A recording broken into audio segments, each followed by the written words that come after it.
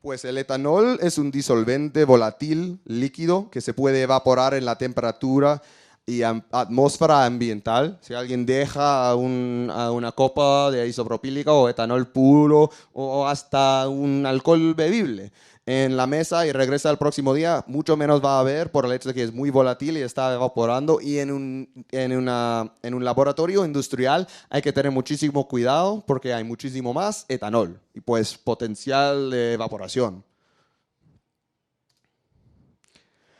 Por eso hay que explicar diferentes tipos de regulaciones y específicamente quiero tomar tiempo en eso porque era muy chistoso cuando lo expliqué al grupo de Cali cuando estaba haciendo la presentación. Yo explicaba que en los Estados Unidos los reguladores, los inspectores, los marshals de fuego, todos los que hay que inspeccionar y sellar y aprobar al laboratorio, a ellos les encanta hacer más difícil que lo necesario la aprobación y fallarlos lo máximo de veces para programar otra visita y otra inspección con otro costo. No sé si es así en Colombia. Me dijeron en Cali que bastante, de repente peor que los Estados Unidos, y está horroroso ahora en los Estados Unidos. Y pues quiero definir cada uno de esos términos porque van a empezar a usarlos los reguladores y muchas veces no son necesarios para ciertos procesos y ellos lo quieren uno porque programa otra visita e inspección, o dos, porque ellos ni siquiera son los expertos en ese tipo de producción industrial, especialmente por el hecho de que en los Estados Unidos lo estamos legalizando estado por estado por estado y condado por condado y distrito por distrito, y entonces los reguladores no son del nivel federal o del nivel de gobierno alto, que están acostumbrados a una producción de alto nivel así, y entonces están mirando unas cosas muchas veces para la primera vez igual que ustedes, y solamente están siendo loros de lo que han escuchado de otros inspectores en otros laboratorios. Entonces hay que entender lo que lo están pidiendo y lo que están describiendo. Pues vamos a empezar con el más duro de la regulación, que es el C1D1, que quiere decir contraexplosivo el cuarto. C1D1 quiere decir que sí o sí, no importa cuándo o cómo en el proceso, va a haber vapores combustibles en el aire. Van a estar flotando. La gran mayoría de las zonas que necesitan que ser C1D1 quieren ver con los disolventes hidrocarburos, porque los disolventes hidrocarburos son un vapor al menos que lo ponen debajo de muchísima presión y una temperatura baja. Y además de ser combustibles, son pesados y entonces son muy, muy peligrosos. Pero hay gente que también los van a decir que necesitan C1D1 para el etanol. Van a también decir que necesitan el C1D1 para los hornos de vacío que están purgando solamente al disolvente residual. Son cosas que también pueden evitar la inversión en un cuarto tan costoso como C1D1 y equipos tan costosos como contraexplosivos. Si uno tiene a un proceso, un SOP o Standard Operating Procedure, a un proceso como escrito y delineado de cómo probar que los extractos ya están en un nivel de disolvente residual, que ya no están produciendo un gran humo de vapor en el ambiente atmosférico. Solamente van a evaporar esos disolventes debajo de un vacío. Y entonces, con detectores de humo y cosas así, detectando y probando los extractos ahí en el cuarto donde se ha extraccionado contraexplosivo, ahí pueden probar que está seguro pasarlo a otra zona. Y por eso, Across International necesita que explicar eso, porque como somos los líderes del sector y no tenemos equipos contraexplosivos, quiere enseñar cómo no son necesarios para los equipos que vendemos nosotros, sino son más importantes para los extractores, donde sí van a estar metiendo volúmenes grandes de esos líquidos o estos vapores.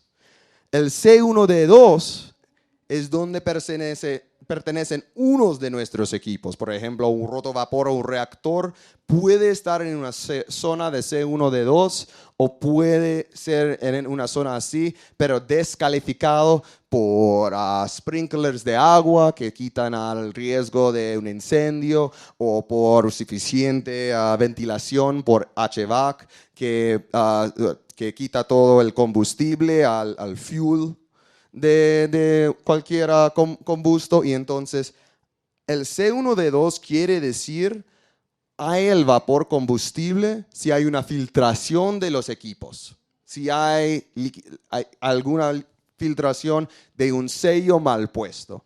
Y por eso es muy importante asegurar y probar sus equipos para el vacío antes de ponerlos a trabajar. Y muchas veces se puede resolver, como dije, sacando las fuentes de un combusto, de un fuego, que son el incendio, el combustible y el oxígeno, que no creo que vamos a quitar, que sí lo necesitamos. Pero entonces, quitando a las fuentes del incendio o del combustible, pueden hacer a un laboratorio mucho menos costoso de etanol para hacer el procesamiento de sus extracciones. Y luego pasamos a las simples certificaciones eléctricas, que son muy importantes porque muchas veces, aunque no sean necesarios acá en Colombia, puede ser que para, uno, asegurar que están recibiendo producto de calidad y dos, para proteger sus propios mercados domésticos. Muchos países como Canadá con su CSA o los Estados Unidos con su LOCE de Europa, ellos defienden a sus propios mercados diciendo de que si ustedes no usan a los equipos que cumplen a sus estándares, no se puede importar porque no estaba hecho en el nivel, la calificación, la necesidad y tal. Y pues nosotros como Acros International diseñamos nuestros equipos para estos mercados y entonces pueden contar con nosotros que cualquier necesidad de regulación que tienen sus inspectores pueden llamar al equipo de filtración y análisis el mismo día para tener una respuesta, y si ellos no tienen la respuesta ya a la mano para ustedes, sino el mismo día, al próximo, desde nosotros y nuestros ingenieros de los Estados Unidos y consultantes que también podemos hacer disponibles para ustedes si quieren contratar a un experto que tiene experiencia montando laboratorios en muchísimos diferentes estados. Tenemos un gran database de ellos y estamos felices de hacerlos disponibles para ustedes.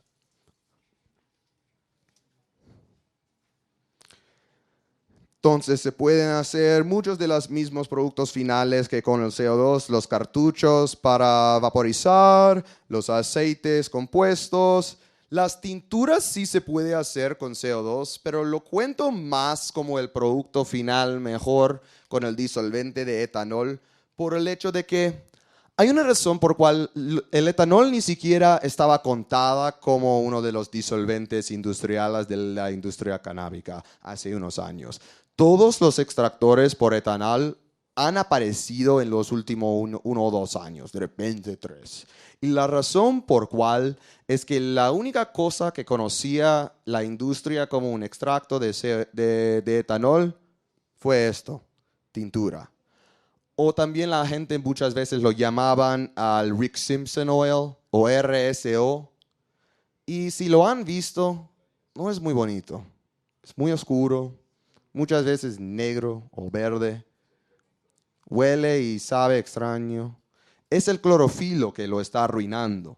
Y entonces, ya cuando empezaron a aprender mucho más de la química, de cómo funcionan las extracciones canábicas, aprendieron que debajo de una temperatura muy fría, menos 50 Celsius, pueden hundir a la planta y dejarlo ahí todo el día y va a tener mucho rendimiento sin sacar al clorofilo. O en una temperatura de repente un poco más alto, como menos 40, 30 y 20 tal, pueden hacer inmersiones rápidas, por cuales a veces la gente usa nuestros reactores, quitan a todo el vidrio de encima, básicamente tienen a una bolsa de red parecido a lo que usan para las extracciones de agua helada. No sé si conocen a los bubble bags o la marca de Mila, the Hash Queen, ¿cómo se llama? El Pollinator y Isolator.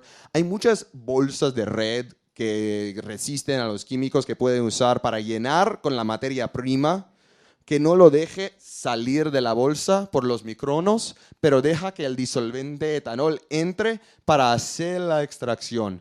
Y con la chaqueta fría soplada pueden hacerlo debajo de frío, pero voy a ser muy honesto, como hacemos siempre con Across International en filtración y análisis. No diseñamos reactores por chaqueta, enchaquetadas para la extracción de etanol industrial. Las razones por cuales no lo definimos así es, uno, está hecho de vidrio. Dos, y hay mucho trabajo manual. No está hecho como automáticamente el relleno de etanol, la extracción y tal. La gran mayoría de los que están fabricando equipos específicamente para la extracción de etanol incorporan a una etapa que es la prensada o el tratamiento centrifugal del material, porque si está solamente haciendo esas inmersiones en un reactor o en un recipiente cualquier, un tacho, resistente a los químicos y limpiecito, pero cualquier recipiente. La gran diferencia es que queda muchísimo etanol y aceite valoroso en la materia prima de la planta. Y entonces hay que exprimir lo que queda absorbido en la planta, o hay que hacer un tratamiento centrifugal para separarlo y quitarlo y tener lo máximo de rendimiento. Y por eso hay ciertas empresas que fabrican equipos así. Por ejemplo, hay Precision Extraction Solutions, que ha asistido a ciertas ferias acá, que empezaron con máquinas de extracción hidrocarburo, pero luego lo convirtieron para también funcionar con etanol. Delta Separations es otro. Ace Spinners, hay varias marcas, y como dije antes, estamos felices de darles una lista de recomendaciones y además presentarles a la gente con quien deben de estar hablando de esas empresas para traerlo acá, si filtración y análisis no puede hacer toda esa logística para ustedes. Y pues, esas tinturas eran como el producto final básico de las extracciones de etanol, y ya cuando empezaron a aprender cómo evitar la extracción de clorofilo, se volvió mucho más fácil lo demás de los tipos de extracciones, porque no necesitaban ese segundo proceso del blanqueamiento del clorofilo, y no lo arruinaba el sabor y olor el clorofilo.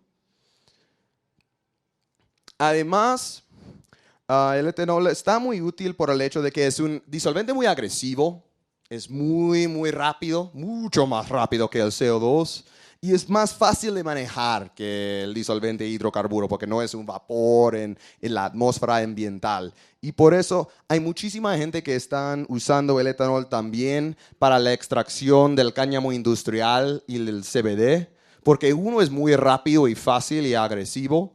Dos, la gran mayoría de veces están procesando muchísimo los extractos del cáñamo industrial por el hecho de que los terpenos no son tan agradables siempre como los del cannabis en sí, pero también por el hecho de que el cáñamo industrial muchas veces, como dije, no están dando tanta importancia a los terpenos, y para decir la verdad, el etanol es probablemente el peor tipo de extracción para la preservación de terpenos, por el hecho de que el etanol está muy parecido en su química que los terpenos. Si analizan a los terpenos y cómo son químicamente, son hidrosoles, son tipos de químico muy volátiles y parecidos al etanol, y pues mientras se está recuperando y sacando el etanol, que obviamente es un proceso necesario de la extracción por etanol,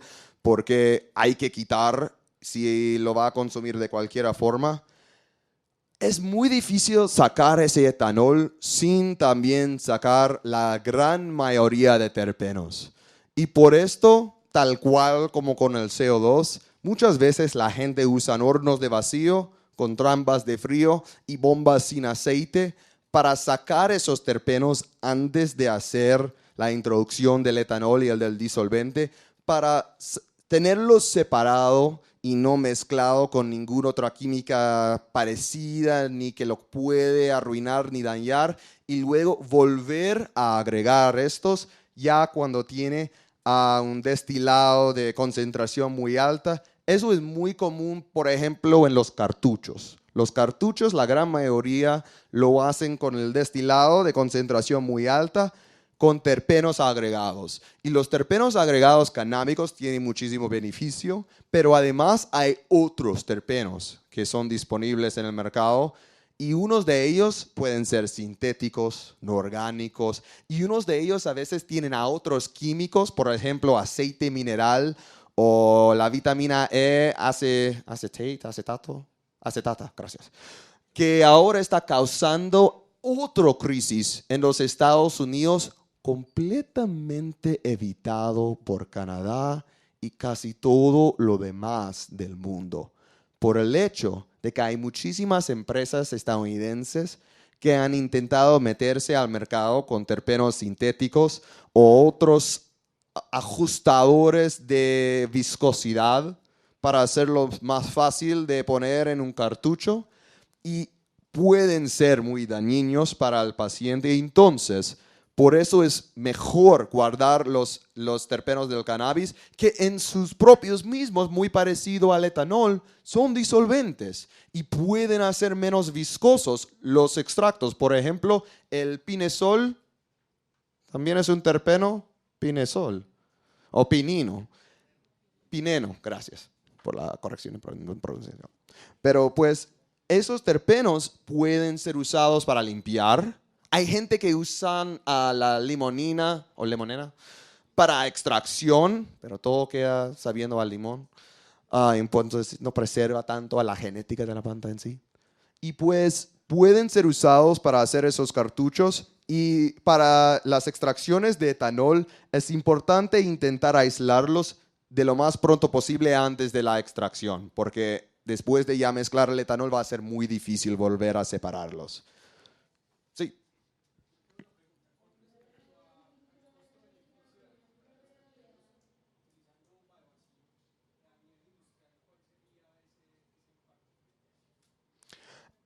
Es una pregunta buena porque los porcentajes de los terpenos en el cannabis son muy pocos. Tienen mucha razón que usualmente resultan en unos entre menos que 10 hasta puede ser más que 30% de terpenos, pero ni siquiera se van a capturar todos en ese proceso de recuperación de terpenos. Hay también gente que están haciendo destilación de los terpenos por vapor, por agua destilada.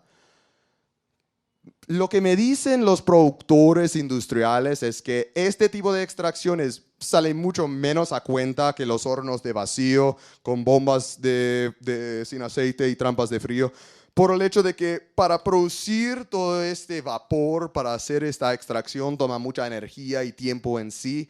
Y además, cómo el CO2 puede dañar los terpenos. Eso es otro problema bien grande de los terpenos. Para decir la verdad, la gente es tan feliz con el nivel de eficiencia industrial de los hornos de vacío, de bombas de vacío. Uno, por el tamaño de los hornos que tenemos, que vamos a explicar luego. Tenemos hornos que son hasta más que 400 litros en volumen interior, y entonces pueden llenar con bastante material, aunque cuando está mirando a un campo entero no parece mucho. Pero además solamente va a querer capturar los terpenos de su flor de la calidad más alta, porque las cosechas externas debajo del sol, la gran mayoría de ellos tienen mucho menos cantidad del terpeno por el hecho de que el sol los daña. Cualquier químico se daña con el sol, con el calor, con el oxígeno, y hay bastante de las tres cosas afuera. Y entonces, usualmente tienen mucho menos terpenos, y los terpenos que tienen son los terpenos que son menos volátiles, y entonces sí pueden ser valorosos, pero no son tan valorosos en sí que los que puede extraccionar con el vacío, o además también puede combinar al vapor del agua destilado y el vacío para hacer una destilación con el vapor de agua en una temperatura mucho más baja que preserva más la química y los componentes de los terpenos, porque muchas veces también, además del hecho de que toma mucho más tiempo para menos rendimiento, la destilación con vapor de agua destilado, muchas veces me cuentan que los terpenos terminan sabiendo como cannabis mojado, que no saben a la planta original, tal cual como los terpenos de CO2. Si no están extraccionados bien, tampoco huelen ni saben a lo que eran con la planta al principio. Y entonces por eso la gran mayoría de gente ahora están convirtiendo en extraccionarlos directo de la materia prima de la planta a través de vacío y o calentamiento muy ligero. Pero entiendo que la pregunta es un poco difícil de contestar porque depende y varía mucho el rendimiento que puede esperar de un flor. Como dije, puede variar entre unos 1, 2, 4% con una planta bien secada, hasta unos 30% o más con una resina en viva. Y vamos a hablar más tarde de las resinas en vivas y cómo quitar las plantas de su cosecha de una forma para preservar más los terpenos todavía. ¿Pero más o menos contesta la pregunta? Ya, muy bien. Entonces, siguiendo, pues pueden hacer la primera inmersión con el reactor si no están listos para el gasto de una centrifugo, porque los menos costosos que he visto yo contra explosivos E1, D2 y pues listos para esta aplicación están en como 80 miles de dólares y pues es una tecnología nueva y por esa tecnología están cobrando los precios nuevos. Pero pues puede empezar con un reactor o un recipiente debajo de frío y además muchas veces va a querer hacer 2 lavados de la misma materia prima. Muchas veces también quiere hacerlo con el hidrocarburo o el CO2 porque dejan unos cannabinoides las extracciones. El CO2 sí toma la gran mayoría de los cannabinoides tal cual como el butano, pero el etanol, si lo está haciendo tan rápido o tan frío, para no extraccionar clorofilo, va a dejar de repente un 50% más de sus cannabinoides. Entonces es mejor hacer 2 extracciones, uno sin el clorofilo para los fines para que está bien, por ejemplo los aceites que se pueden inhalar o de repente a un lote de la destilación de concentración alta de cannabinoides sin ese clorofilo para procesar, porque así este lote puede saltar el proceso del blanqueamiento por carbón activado y pues puede ser otro lote que está llegando a la destilación fraccionada o al mercado más rápido. Mientras esta segunda lavada, que va a ver más o menos del color así, marrón, verde oscuro, así esto va a ser lo demás con que se puede hacer ese blanqueamiento del carbón activado o incorporarlo en las cremas o en los comestibles o en los cannabinoides de alta concentración. Pero fuera de eso, los equipos se usan para básicamente los mismos procesos. Los hornos de vacío con los extractos de CO2 solamente se usan la gran mayoría de veces para descarboxilización o para quitar al agua. Pero con el etanol, por el hecho de que el etanol preserva un poco más de los terpenos que el CO2 en su extracto al principio, puede secar en vez de hacer al final de su etanol en el rotovapor, puede ponerlo en las bandejas del horno, porque el horno de vacío puede llegar a un nivel de vacío mucho más profundo que el rotovapor y entonces puede sacar al etanol en una temperatura más baja todavía y entonces guardar más de esos terpenos, aunque no tantos como el hidrocarburo puede hacer, puede guardar más de esos terpenos.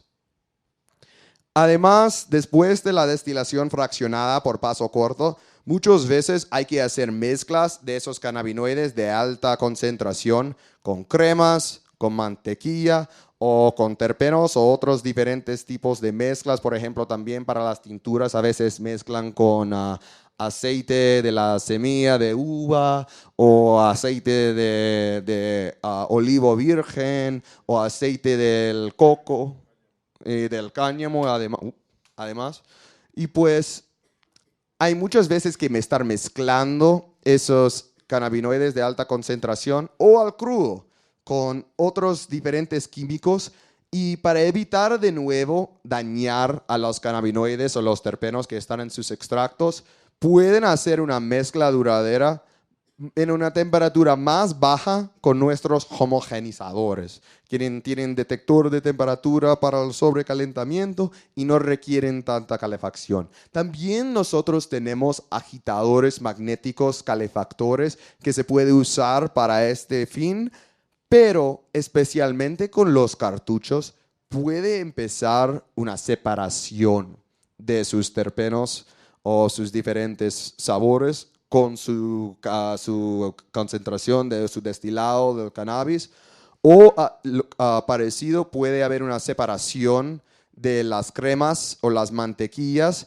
con el aceite, y pues hay que tener una mezcla homogenizada para asegurar que todos los pacientes en que estamos repartiendo el dosis están recibiendo al mismo dosis, y dos, para que las mezclas que están vendiendo a sus clientes, especialmente ustedes que pueden exportar esos productos, si queda en la mezcla en que debe de estar, porque si no, puede llegar al cliente y pueden estar llamando diciendo qué pasó con ese producto final. ¿Alguna pregunta sobre el etanol? Pues ya entendemos cómo se usan todos esos equipos para cualquier procesamiento de cualquier extracto. Para decir la verdad, no importa cómo es el disolvente, igual el rotovapor se usa para el etanol. Señor. Sí.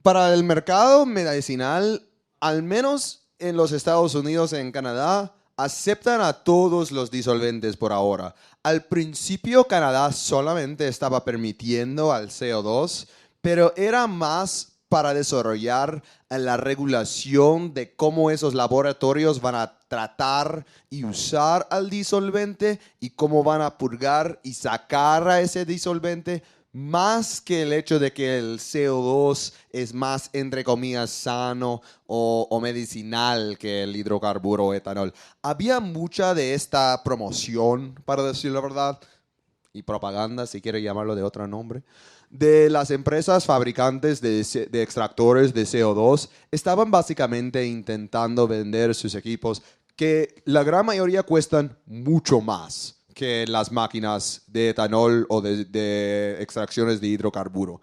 Mientras ese extractor de etanol de que estaba hablando puede costar como unas $80,000, los extractores por CO2 muchas veces cuestan entre unos $100,000, 150, hasta un cuarto de millón, mitad de un millón o más allá. Y ciertas marcas, por ejemplo, Vitalis, Apex, que vieron en el video, Isolation Extraction Systems, ciertos pertenecen a diferentes rangos de este nivel de costo, pero el CO2 es el más costoso en general en comparación con etanol y butano propano.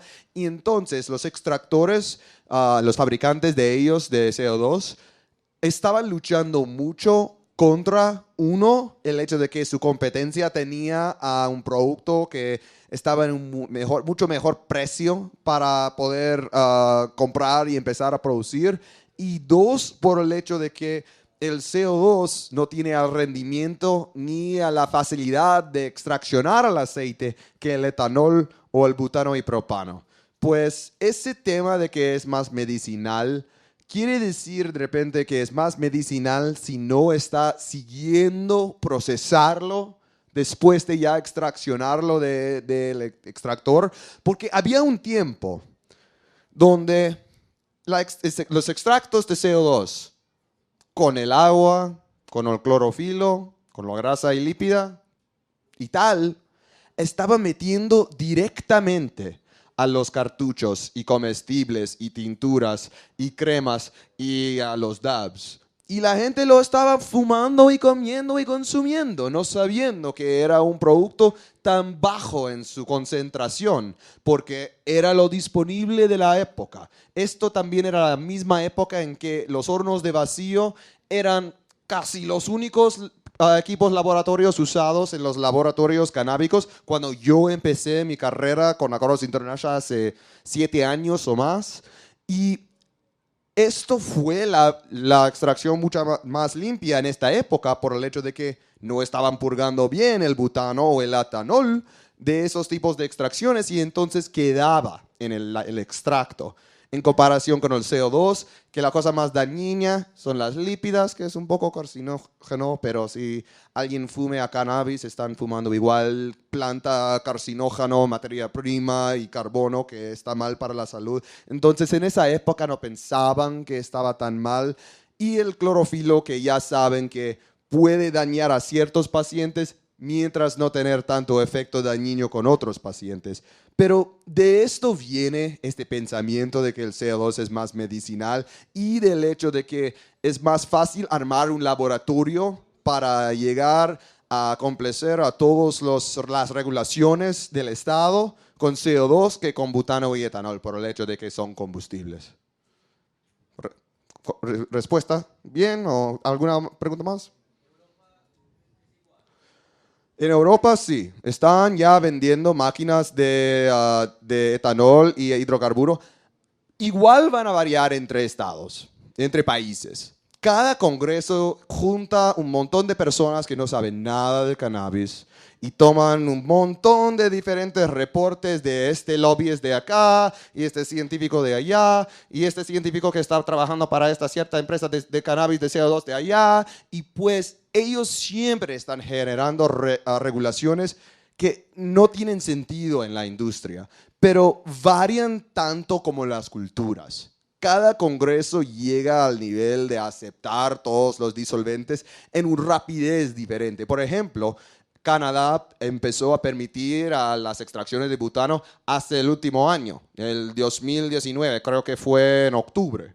Y esto fue una gran cosa porque otro mercado entero y otro grupo de productos finales enteros se abrieron y ya empezaron todos los negocieros a mirar diferentes métodos de extracción. Es lo mismo en Europa, pero hay que estar fijando cada mercado en que está investigando, si sea el mercado alemán o inglés o español o francés o lo que sea. Hay que estar mirando a sus regulaciones, desafortunadamente, por el hecho de que sus congresos deciden y fijan por los consejos de diferentes personas. Pero sí sé que están haciendo extracción con etanol en Suiza.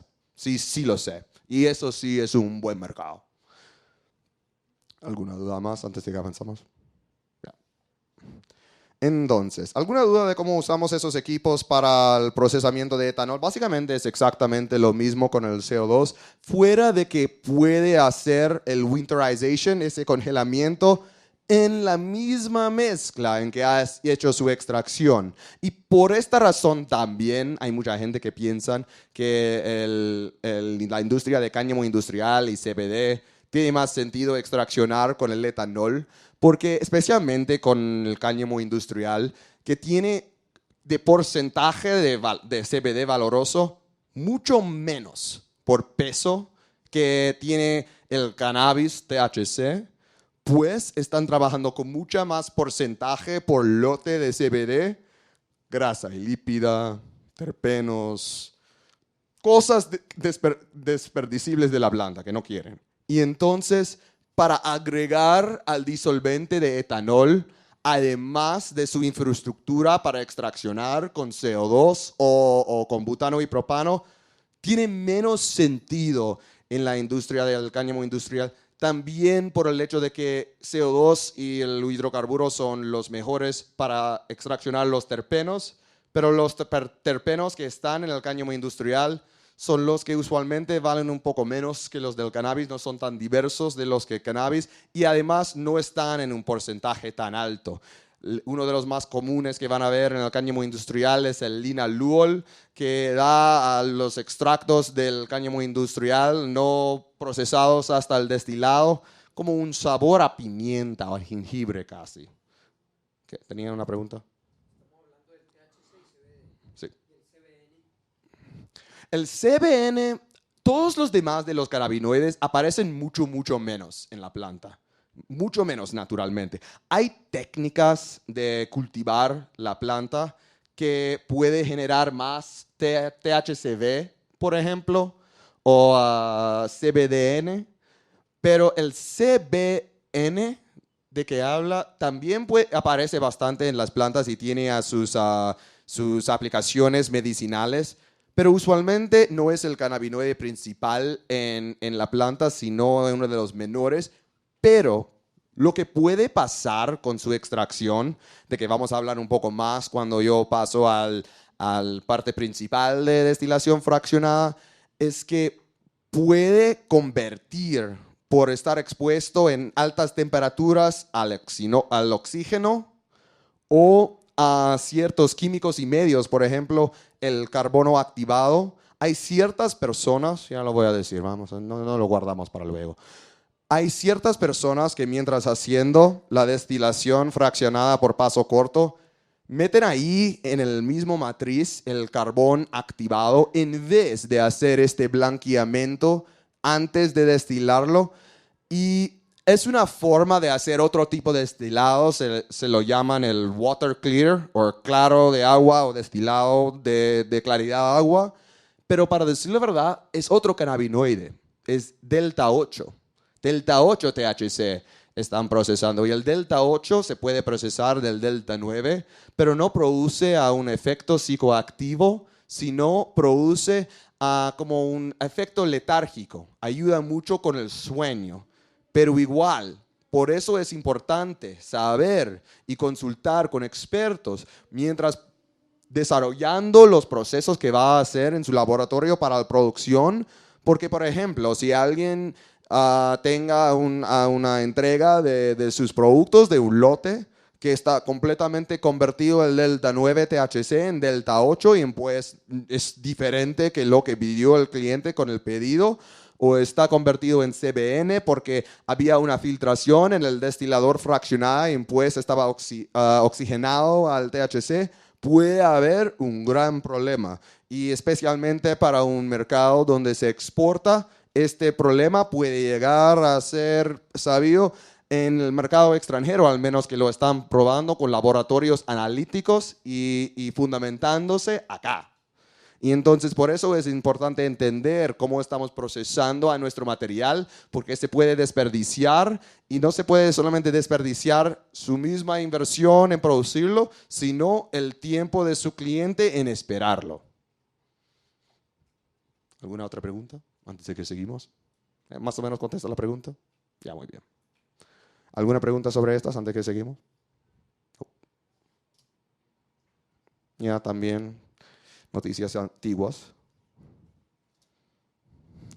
Esto es el mismo video, pero otra parte del video que acabamos de ver, pero yo los enseñé todos de una vez solamente para ahorrar tiempo. Entonces, los saltamos.